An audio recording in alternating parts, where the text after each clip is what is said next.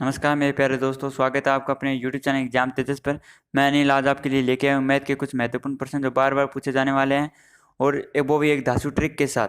ये सभी जो प्रश्न है वो परसेंटेज टॉपिक से आधारित है, यानी कि प्रतिशत से लिए गए हैं। इसलिए चलते हैं, वीडियो को शुरू करते हैं। अगर हमारी वीडियो आपको अच्छी लगे तो चैनल को सब्सक्राइब करें, वीडियो को लाइक करें और बेल आइकन को प्रेस कर लें ताकि जैसे ही अगली वीडियो अपलोड हो आपको तुरंत नोटिफिकेशन मिल जाए।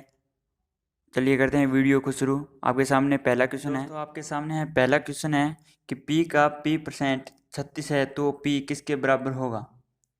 क्या है कि P का P% 36 है, यानी कि अगर हम देखते हैं कि P का P% 36 है तो हम परसेंटेज का अगर चिन्ह हटाते हैं तो अगर हम परसेंटेज का चिन्ह हटाते हैं तो 1/100 से गुना कर देते हैं तो P का P% 36 है, इस तरीके से हो जाएगा। अगर हम P² और यहाँ 100 से इधर इधर मल्टीप्लाई हो जाएगा, यहाँ से हो जाएगा 3600। अगर हम इसको स्क्वायर हटाएंगे तो P बराबर आ जाएगा 36 का आ जाएगा 6 और 00 का बन जाएगा 10, यानी कि 60। यानी कि P का मान क्या आएगा 60, यानी कि इसका राइट आंसर होगा ऑप्शन सी। चलिए देखते हैं नेक्स्ट क्वेश्चन। हाँ जी, ये है अगला क्वेश्चन। देखते हैं कि क्या है कि यदि किसी संख्या के 80% में 80 जोड़ा जाता है तो वह प्राप्त परिणाम संख्या के बराबर है, तो संख्या क्या है। अगर हम मान लेते हैं कि कोई संख्या है, कोई भी संख्या है, वो है x, तो उसने क्या कहा गया है कि x के 80% में अगर 80 जोड़ देते हैं तो वह परिणाम x के बराबर यानी कि वही संख्या प्राप्त हो जाती है। तो हम देखते हैं कि x इंटू, अगर परसेंटेज का चिन्ह हटाएंगे तो 1/100 से गुणा कर देंगे प्लस 80 बराबर x। अगर x की टर्म को इधर लेके जाएंगे तो यहाँ से हो जाएगा x माइनस 80x/100 बराबर हो जाएंगे 80, और यहाँ पे 100 लघुत्तम ले लिया हमने और यहाँ पे हो जाएगा 100x माइनस 80x बराबर 80। तो यहाँ पे हम देखते हैं कि ऊपर की ओर बच गया 20x/100 बराबर हो गया 80। तो यहाँ से हम काट सकते हैं इसको, 20×100 और x बराबर ये इधर से मल्टीप्लाई हो जाएगा तो 8×5 = 40, यानी कि 400, यानी कि x का मान क्या आ गया 400। तो वह संख्या क्या होगी, वह संख्या होगी 400, यानी कि option C is right answer. चलिए देखते हैं अगला क्वेश्चन। हाँ जी दोस्तों, अगला क्वेश्चन है क्वेश्चन नंबर 3 कि एक विद्यालय में 70% विद्यार्थी लड़कियां हैं और लड़कों की संख्या 510 है, तो स्कूल में कुल कितने विद्यार्थी हैं। तो हम मान लेते हैं स्कूल में 100% विद्यार्थी हैं, उनमें से क्या है कि 70% लड़कियां हैं। 70% कौन है, लड़कियां हैं।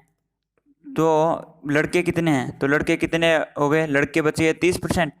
तो लेकिन प्रश्न में क्या क्या आ गया है कि लड़कों की संख्या कितनी है 510 है, यानी कि 30% की जो वैल्यू है वो 510 के बराबर है और 1% की वैल्यू है वो आ जाएगा 17 के बराबर।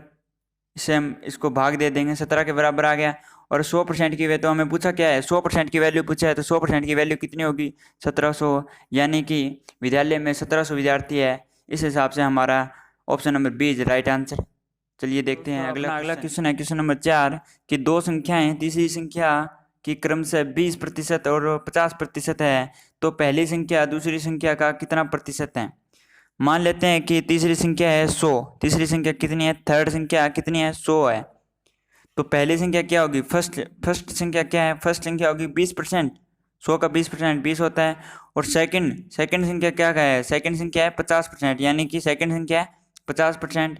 हमें पूछा क्या है कि पहली संख्या दूसरी संख्या का कितना प्रतिशत है। पहली संख्या कितनी है 20 है और दूसरी संख्या कितनी है 50 है।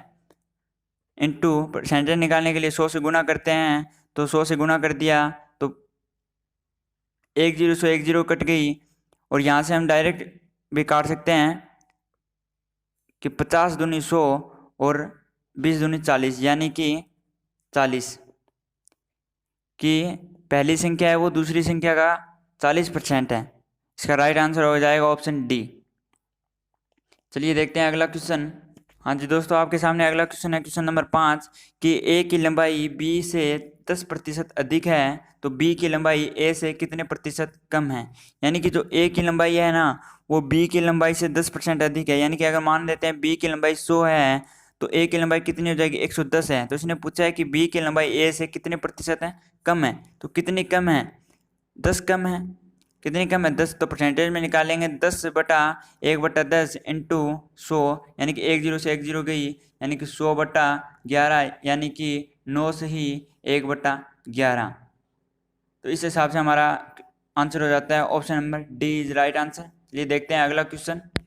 जी दोस्तों, अपना अगला क्वेश्चन है क्वेश्चन नंबर 6 कि ए का वेतन बी के वेतन का 40% है, तब बी का वेतन सी के वेतन का 25% अधिक है। सी के वेतन से कितना अधिक है, 25% अधिक है। तो पूछा क्या है कि सी का वेतन ए से कितना प्रतिशत अधिक है। तो हम लिख लेते हैं कि ए का वेतन है और बी का वेतन है। क्या कहा है, क्वेश्चन के अकॉर्डिंग चलते हैं। क्या ए का वेतन बी के वेतन का 40% है, यानी कि अगर बी का वेतन 100 है ना, तो ए का वेतन कितना है, 40 है। अगर सेकंड सिचुएशन में क्या गया है कि बी और सी के बारे में बताया कि बी का वेतन सी के वेतन से 25% अधिक है। अगर हम मान लेते हैं कि सी का वेतन अगर 100 है तो बी का वेतन कितना होगा, 125 हो गया, यानी कि 25% अधिक है सी के वेतन से। तो यहाँ पर हम इनको काट लेते हैं। यहाँ पे आ जाएगा 1 0 से 1 0 कैंसिल, और 2 दूनी 4 और 2 दूनी 5, और यहाँ पे 25 है, यानी कि 5 5 25 ना, 25 5 125 और 25 चौके 100। तो यहाँ पे बी का वेतन अभी सेम है, यानी कि ए का वेतन कितना है, ए का वेतन है 2, और सी का वेतन कितना है, सी का वेतन 4 है। क्वेश्चन में पूछा क्या है कि सी का वेतन ए के वेतन से कितने प्रतिशत अधिक है। तो हम कितना अधिक है, 2 यूनिट अधिक है, यानी कि 2 यूनिट अधिक है। कितने में से, 2 में से ही है। तो परसेंटेज निकालने के लिए 100 से गुना कर देंगे, 2 से 2 कैंसिल, यानी कि 100% अधिक है, 100% अधिक है। तो इसका राइट आंसर हो जाएगा ऑप्शन नंबर बी। चलिए देखते हैं अगला क्वेश्चन। दोस्तों, अपना अगला क्वेश्चन है क्वेश्चन नंबर 7, जिसमें कहा गया है कि किसी संख्या को 17% कम करने पर 498 प्राप्त होता है, तो संख्या ज्ञात करें। कि क्या कहा गया है, यदि कोई संख्या, मान लेते हैं कि कोई संख्या 100 है, पूरी 100% है, तो उसने क्या क्या कहा गया है कि 17% अगर कम कर देते हैं, 17% माइनस कर देते हैं, तो संख्या कितनी रह जाती है, संख्या रह जाती है 83%। तो क्या कहा गया है कि 83% प्राप्त हो जाता है, यानी कि जो 83% है वो पर्सन के अंदर किसके बराबर दिया गया है, 498 के बराबर दिया गया है। और 1% की वैल्यू निकाल लेते हैं यहाँ से, 498 में 83 का भाग दे देते हैं। अगर आपको बड़ी वैल्यू का भाग नहीं देना आता है तो आप लास्ट के अंक से मल्टीप्लाई करके देख सकते हैं कि 3 के पहाड़े में 8 कब आता है। तो हम पढ़ना स्टार्ट करते हैं कि 3 एकम 3, 3 दूनी 6, यानी कि 3 छक्के 18, यानी कि 6 से भाग जाएगा इसमें। तो यहाँ से हम काट सकते हैं 6 से, यानी कि 1% की वैल्यू कितनी आ गई, 6। तो हमें निकालनी है 100% की वैल्यू कितनी हो गई, 600, यानी कि तो वह संख्या क्या होगी, 600, यानी कि हमारा राइट आंसर होगा ऑप्शन नंबर सी। चलिए देखते हैं अगला क्वेश्चन। जी दोस्तों, आपके सामने अगला क्वेश्चन क्वेश्चन नंबर 8, कि इसमें कहा गया है कि वेतन में कितने प्रतिशत की कमी 20% वृद्धि को प्रभावहीन कर देगी। यानी कि अगर वेतन में कितने प्रतिशत की कमी करें कि वो 20% वृद्धि को प्रभावहीन कर दे। मान लेते हैं कि वेतन है वो 100 है और वो 100 से बढ़कर 120 हो गया है। अब इसके अंदर कितने की 100 से बढ़कर 20% बढ़ा दिया और 120 हो गया। अब इसके अंदर कितनी कमी कर दी जाए कि वो वेतन 100 ही रह हो जाए वापस। तो इसके अंदर कितनी कमी करनी होगी, हमें -20 कम करना होगा। तो 20 कम करना होगा किसके थ्रू, 120 के, और इसका परसेंटेज निकाल लेंगे।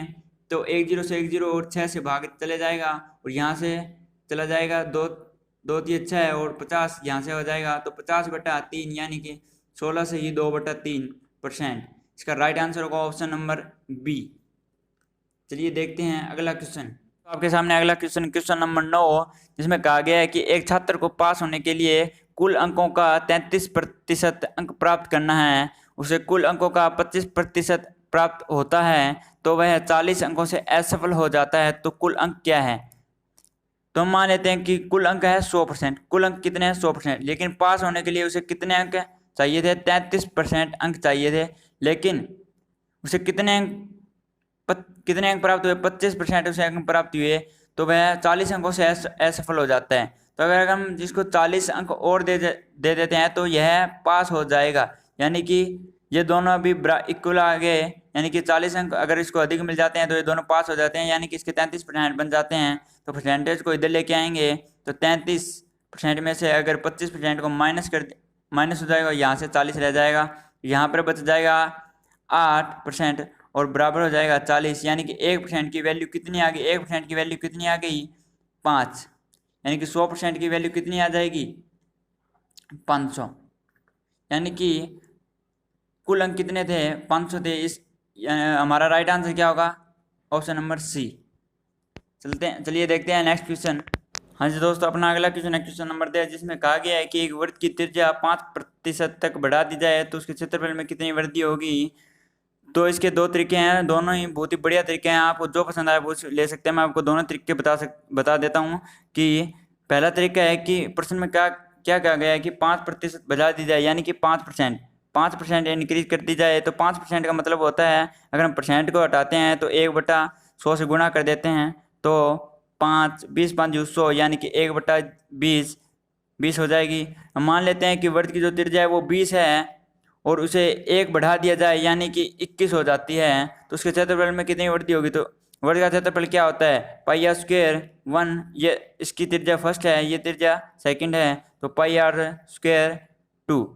तो यहाँ से पाई कैंसिल हो जाएगा और 20 × 20 और यहाँ पे आ जाएगा 21 × 21, तो यहाँ पे आ गया 400, यहाँ से यहाँ आ जाएगा 421, यानी कि कितना अधिक है, 41 अधिक है, 41 कितना अधिक है, 41 अधिक है, कितने पर 400 पर, 400 पर 41 अधिक है। तो इंटू परसेंटेज निकालने के लिए 100 से गुणा कर देंगे, 2 जीरो कैंसिल हो जाएगी, 41/4, यानी कि अगर हम इसके अंदर पूरा डिवाइड कर देते हैं तो 10.25 इसका राइट आंसर होगा, यानी कि आंसर होगा इसका ऑप्शन नंबर ए। अब हम सेकंड मेथड पर बात करते हैं। सेकंड मेथड होगा, इसके दो फॉर्मूले होते हैं। अगर किसी की जो परसेंटेज है वो लगातार बढ़ाई जा रही है तो उसका एक फॉर्मूला होता है, यानी कि A+B/100।